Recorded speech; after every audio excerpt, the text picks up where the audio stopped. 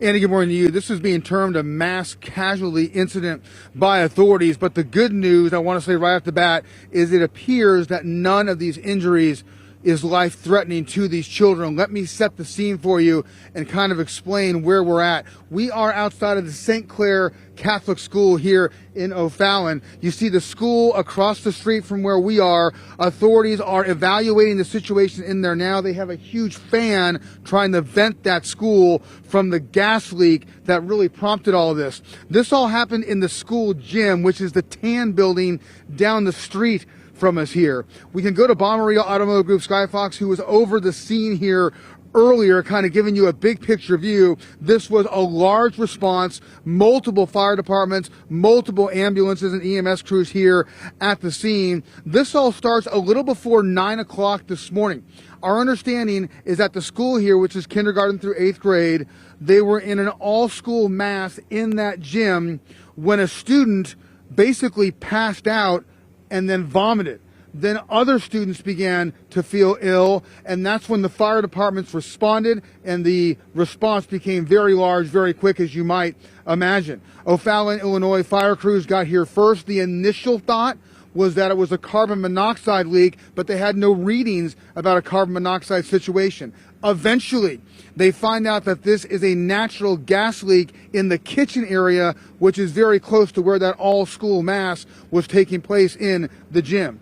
The school is evacuated. All of the kids are taken to the church across the street, and then their parents came to pick them up, at least the parents whose kids were not transported. We also have some ground video that our photojournalist Jamar Black was capturing earlier out here. We saw some very emotional moments with these parents being reunited with their children. As you might imagine, these kids were scared. They weren't feeling well. They saw their classmates, at least two of them, fall and pass out in this gym, and then being taken to the hospital. The latest figures we have are 17 children, about 10 to 13 years old, were taken to the hospital with basically symptoms of nausea, lightheadedness, those kinds of things. Fortunately, we're being told that none of the injuries is life-threatening. There were two adults who were treated at the scene here.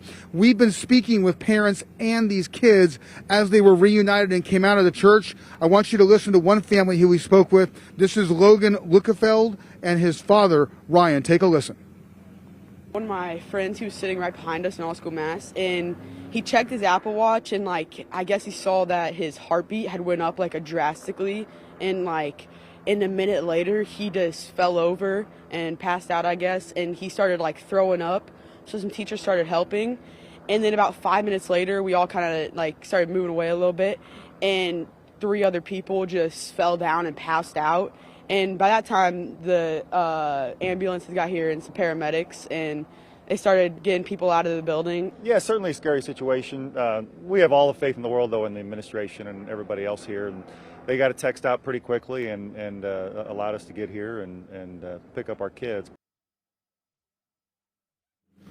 All of us who are parents and beyond even that can simply think about getting that scary call about a situation at your child's school, and you need to come right away. Again, 17 children taken to the hospital, 2 adults treated here at the scene.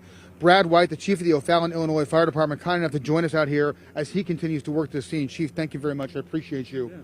Talk to me about what the latest information is you have. It seems that you're venting the school from that big fan over there, and your investigation continues. Where are we at? Correct. So, yes, in total, as you said, we've had 17 children transported to St. Elizabeth Hospital, all of them with relatively minor symptoms, more so for evaluation: lightheaded, fatigue, nausea, lethargic. We had, as you said, multiple agencies out here. This started about 9 o'clock this morning with a report of the first child. Catholic Mass was being conducted there in the gymnasium with all the students.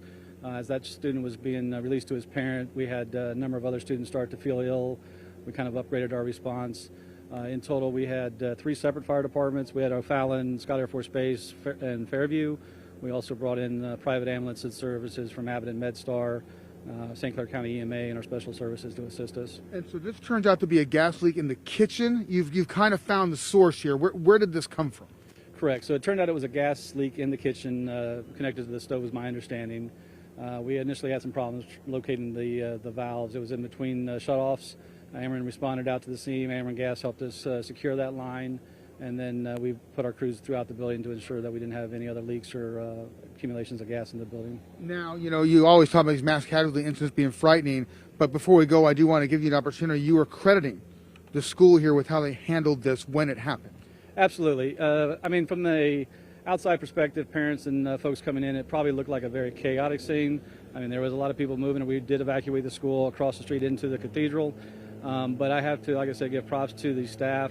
They maintained 100% accountability. They had a very organized evacuation. Their reunification plan and communications with the parents was spot on, and it really made our jobs very easy. Chief Brad White with the O'Fallon Fire Department. Brad, thank you very much. I appreciate your time. No problem.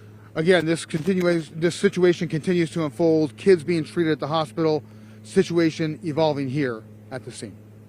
For now, live in O'Fallon, Illinois, Chris Bernier, Fox 2 News, Andy back.